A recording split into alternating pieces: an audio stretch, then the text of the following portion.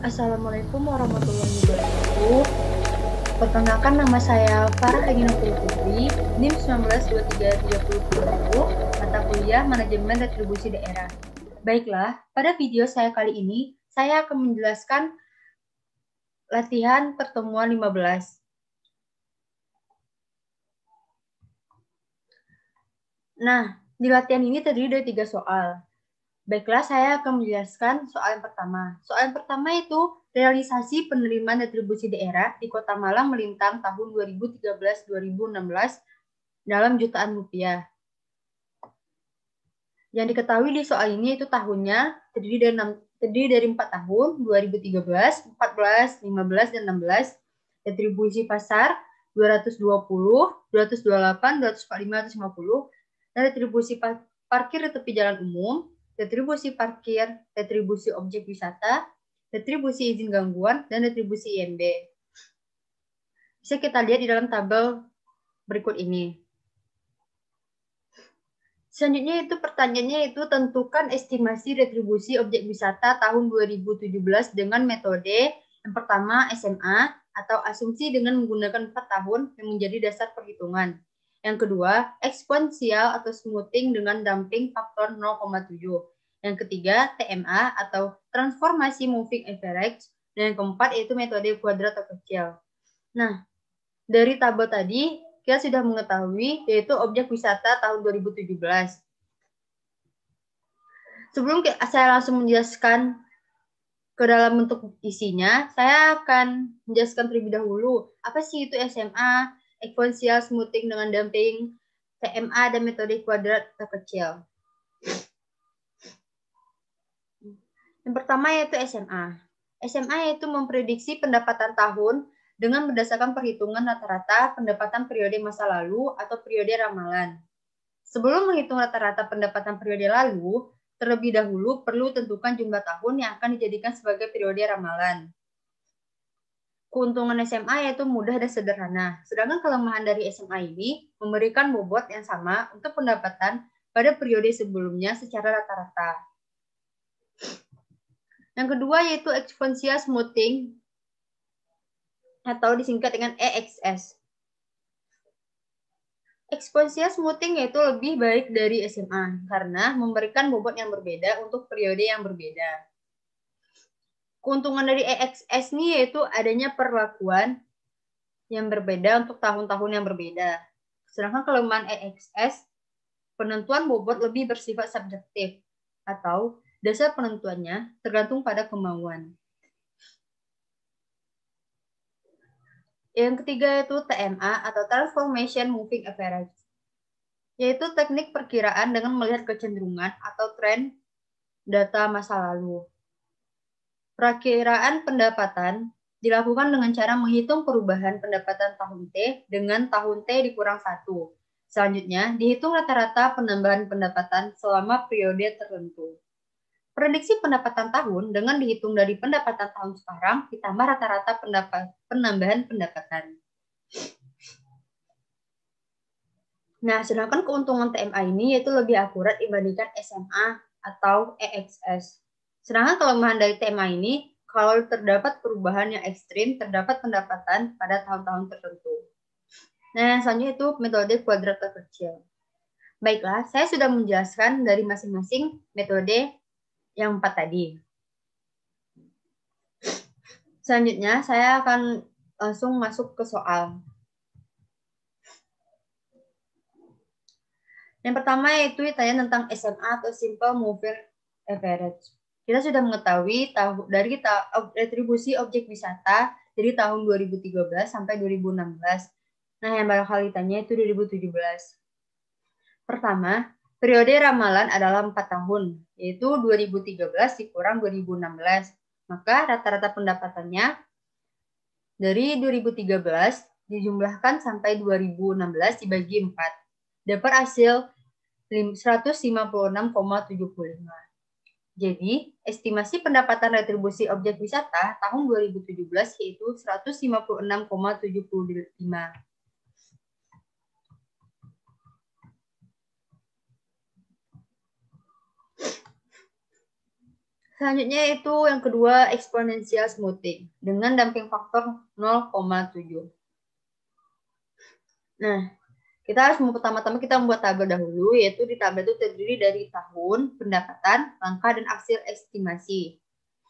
Nah, 2013 pendapatannya 152, langkah dan estimasi tidak ada. 2014 pendapatan 150, langkah 152, dan hasil estimasi tetap 152. 2015 pendapatan 160, langkahnya itu 0,3 dikali 150 ditambah 0,7 dikali 152. Hasil estimasinya yang kita dapatkan yaitu 151,4. 2016 pendapatannya 165, langkahnya itu 0,3 dikali 160 ditambah 0,7 dikali 151,4 mendapatkan hasil estimasi yaitu 153,98. Dan 2017 pendapatan tidak ada dan langkahnya itu 0,7 dikali 165 ditambah 0,7 dikali 153,98. Hasil estimasinya itu 157,286.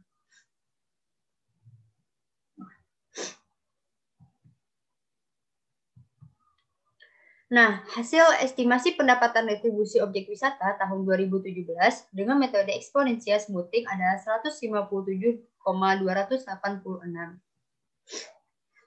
Selanjutnya itu yang ketiga, transformasi moving average atau disingkat dengan TMA. Kita membuat tabel yang mana tabel terdiri dari tahun, pendapatan, perubahan pendapatan. Tahun 2013 pendapatannya 152, perubahan pendapatannya tidak ada. Tahun 2014 pendapatannya 150, perubahan pendapatannya itu -2. Tahun 2015 pendapatannya 160, perubahan pendapatannya ada 10. Tahun 2016 pendapatannya 165, perubahan pendapatannya itu 5. Total perubahan pendapatan secara keseluruhan yaitu 13. Nah, rata-rata dari perubahan tersebut yaitu 4,33. Nah, kita langsung masuk ke rumus, yaitu prediksi pendapatannya adalah 165 ditambah 4,33. 4,33 tadi yaitu kita dapatkan dari rata-rata perubahan. Hasilnya yaitu 169,33.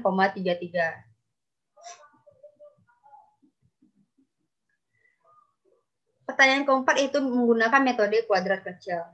Kita membuat tabel dulu yang terdiri dari tahun, X, Y, XY, dan X kuadrat. Tahun 2013 X-nya -3, Y-nya 152, XY itu 456, min 456.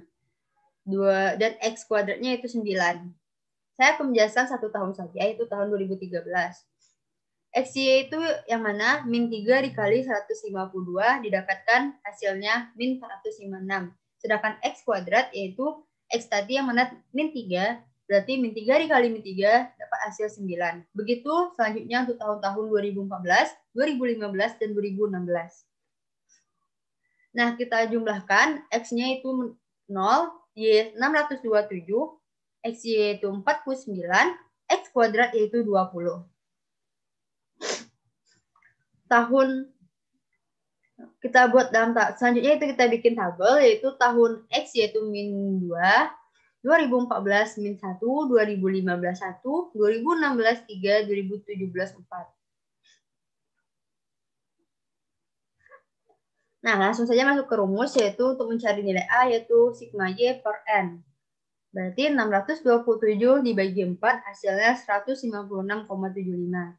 Untuk mencari B yaitu sigma Y dibagi sigma X kuadrat, yaitu 49 dibagi 20 sama dengan 2,45. Persamaan tren Y sama dengan 156,75 ditambah 2,45X. Pendapatan 2017 Y sama dengan 156,75 ditambah 2,45. X tadi itu terdapat nilainya itu 5. Nah, hasilnya yaitu 169.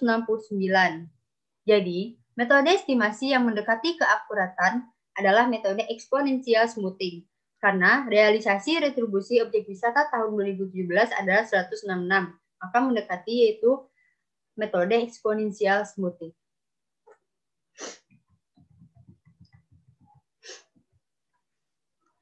Baiklah, kita langsung masuk saja ke soal nomor 2. Soal nomor 2 yaitu pertanyaannya, lakukanlah pemetaan potensi retribusi untuk semua jenis retribusi di atas menggunakan tipologi Klassen. Berdasarkan jawaban di atas, berapa persenkah yang berada pada posisi prima, potensial, berkembang, dan terbelakang? Sebelum saya menjelaskan langsung ke isinya, jawabannya, saya terlebih dahulu akan menjelaskan dulu tentang potensial atau pemetaan. Pemetaan adalah kegiatan pendokumentasian atau perekaman data dalam bentuk grafis. Kegiatan pemetaan dimaksudkan untuk mengetahui gambaran situasi keberadaan yang dapat dipakai sebagai acuan dalam menentukan kebijakan lebih lanjut.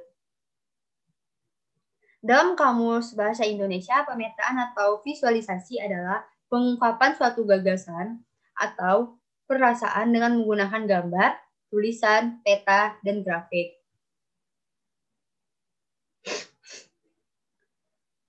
Nah, analisis tipologi Klassen. Analisis tipologi Klassen merupakan teknik pengelompokan suatu sektor dengan melihat pertumbuhan dan kontribusi sektor tertentu terhadap total penerimaan suatu daerah. Selain untuk melihat pemetaan potensi pajak daerah dan retribusi daerah, tipologi Klassen sering juga digunakan untuk melihat pengelompokan suatu sektor, subsektor, usaha atau komoditi daerah dengan cara membandingkan pertumbuhan ekonomi daerah dengan pertumbuhan ekonomi daerah atau nasional yang menjadi acuan dengan nilai rata-ratanya di tingkat yang lebih tinggi. Nah, selanjutnya itu untuk retribusi daerah tipologi Klassen dapat memetakan potensi retribusi daerah secara sektoral ke dalam 4 kategori. Yang mana yang pertama yaitu penerimaan prima. Penerimaan prima yaitu pajak daerah retribusi daerah yang termasuk klasifikasi penerima prima jika rasio tambahan lebih besar atau sama dengan 1 dan rasio proporsi atau sumbangannya terhadap rata-rata total penerimaan pajak daerah atau retribusi daerah lebih besar atau sama dengan 1. Yang B, penerimaan potensial. Jika rasio tambahan lebih kecil atau sama dengan 1 dan rasio proporsi atau sumbangannya terhadap rata-rata total penerimaan pajak daerah retribusi daerah lebih besar atau sama dengan 1. Yang C, berkembang. Berkembang yaitu jika rasio tambahan lebih besar atau sama dengan 1 dan rasio proporsi atau sumbangannya terhadap rata-rata total penerimaan pajak daerah lebih besar atau sama dengan 1. Yang D, terbelakang, yaitu jika rasio tambahan dan sumbangannya terhadap rata-rata total penerimaan pajak daerah lebih kecil atau sama dengan 1. Jadi, itulah penjelasan saya mengenai pemetaan potensi tadi dan tipologi Klassen. Dan 4 kategori dari tipologi Klassen yaitu posisi prima, potensial, berkembang, dan terbelakang. Baiklah, langsung masuk saja ke soal. Saya akan menjawab pertanyaan soal nomor 2. Yang mana terlebih dahulu kita bikin tabel dulu, yang mana elemen retribusi daerah ini terdiri dari 6 retribusi. Retribusi pasar, parkir di tepi jalan umum, retribusi parkir, retribusi objek wisata, retribusi izin gangguan, dan retribusi IMB. Dan terdiri dari 4 tahun, yaitu dari tahun 2013 sampai tahun 2016. 2013 saya dapatkan jumlah 797 dan rata-rata 132,83. Tahun 2014 jumlahnya 830, rata-rata 138,83. Tahun 2015 jumlahnya 876, rata-rata 146. Tahun 2016 jumlahnya 920, rata-rata 153,33. Nah, setelah kita membuat tabel tadi, langsung kita bikin masing-masing retribusi. Yang pertama itu retribusi pasar. Saya akan menjelaskan satu contoh retribusi saja, yaitu retribusi pasar. Untuk tahun 2014, yaitu rumusnya yaitu YI sama dengan Y sama dengan retribusi pasar 2014 dibagi rata-rata retribusi tahun 2014. Di mana 228 dibagi 138,83 hasilnya 1,64. Untuk 228 tadi, kita dapatkan dari tabel tadi, Sedangkan rata-rata retribusi tahun 2012 juga sudah kita cari di tabel tadi sebelumnya, yaitu 130,83. Selanjutnya itu sigma YI bagi delta YI dibagi delta Y. Sama dengan rumusnya itu YI tahun 2014 dikurang YI tahun 2013 dibagi YI tahun 2013 dikali 100% per sigma Y tahun 2014 dikurang sigma Y tahun 2013 per sigma Y tahun 2013 dikali 100%. Nah, hasilnya 0,0363 dibagi 0,0414 mendapatkan hasil 0,8768. Nah, begitulah selanjutnya itu tahun 2015. Nah, begitulah cara dan rumusnya seperti tadi yang saya jelaskan untuk tahun-tahun berikutnya. Setelah kita cari retribusi pasar tadi, kita mendapatkan tabel rata-rata YI per Y dan delta YI per delta Y retribusi pasar. Kita masukkan hasilnya dalam sebuah tabel, dan selanjutnya tabel pemetaan potensi retribusi pasar Kota Malang melintang. Dapat kita ketahui dari hasil tadi yang mana hasil itu potensial, yaitu YI per Y-nya besar dari 1, dan delta YI per delta Y kecil dari 1 termasuk dalam golongan potensial. Yang kedua yaitu retribusi parkir tepi jalan umum. Caranya tetap sama seperti retribusi pasar tadi. Dan tabel pemetaan potensi retribusi parkir di tepi jalan umum Kota Malang melintang mendapatkan hasil rata-rata yang mana YI per Y-nya kecil dari 1, sedangkan delta YI per delta Y besar dari 1, yaitu termasuk dalam kategori berkembang.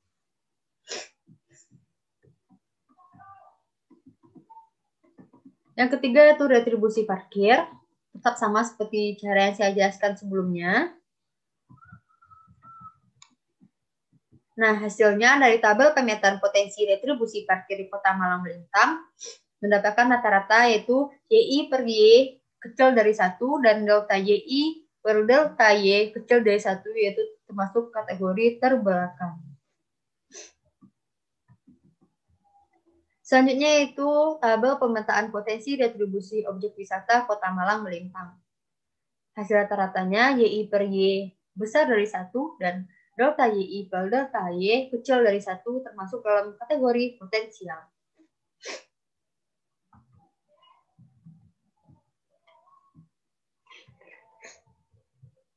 Nah, selanjutnya itu tabel pemetaan potensi retribusi izin mendirikan bangunan.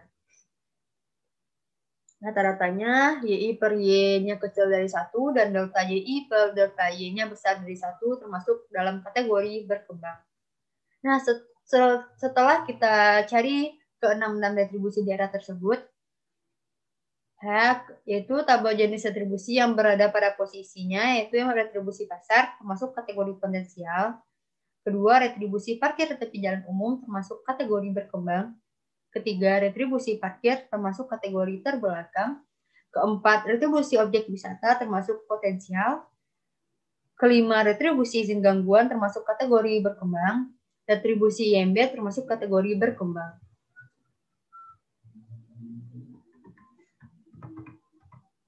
Selanjutnya itu nomor 3, buatkanlah contoh menghitung potensi retribusi pasar. Yaitu jawabannya, Pasar Jumat di Kota Salamatan merupakan sebuah pasar milik pemerintah daerah yang buka setiap hari. Diketahui jumlah kios, los, dan lapak yang ada di Pasar Jumat berdasarkan informasi adalah jumlah kiosnya 125 dengan harga 5.000, jumlah kios 150 dengan harga 3.500, jumlah lapak 375 dengan harga 1.500. Berdasarkan informasi yang tersedia, maka dapat dihitung potensi penerimaan tahun retribusi bruto. Pertama, penerimaan pendapatan retribusi pelayanan kios. Tadi terdapat jumlahnya 125 dikali 5.000 dikali 365 hari. Hasilnya 228.125.000. Yang kedua, untuk penerimaan pendapatan retribusi pelayanan kios. Yaitu jumlah kiosnya 150 dikali 3.500 dikali 365 hari, yaitu 151.625.000. Yang ketiga, penerimaan pendapatan retribusi pelayanan lapak Yaitu 375 lapak dikali 1.500 dikali 365 hari hasilnya 205 juta 312.500. Total secara keseluruhannya kita dapatkan hasil yaitu 625.375.500. Untuk pertanyaan yang B, soal nomor 3 itu contoh menghitung potensi retribusi parkir di tepi jalan umum. Contohnya, Jalan Imam Bonjol di kota X berdasarkan peraturan wali kota merupakan jalan objek retribusi pelayanan parkir tepi jalan umum untuk kendaraan roda 4 dan roda 2. Badan Pendapatan Daerah ingin menghitung potensi penerimaan retribusi pelayanan parkir di tepi jalan umum yang dapat diterima dari Jalan Imam Bonjol ini. Informasi yang dapat dikumpulkan adalah pertama, panjang Jalan Imam Bonjol keseluruhan bagian kiri dan kanan 2.700 m. Panjang Jalan Imam Bonjol yang dapat digunakan sebagai area retribusi adalah untuk bagian kiri 2.000 m dan kanan 1.500 m. Untuk bagian kiri dapat digunakan untuk area parkir roda 4 sepanjang 1.300 m dan 700 m untuk roda 2. Sedangkan untuk bagian kanan roda 4 1.200 m dan roda 2 300 m. Setiap roda 4 menggunakan panjang jalan 4 m untuk satu kendaraan dan roda 2 1,5 m.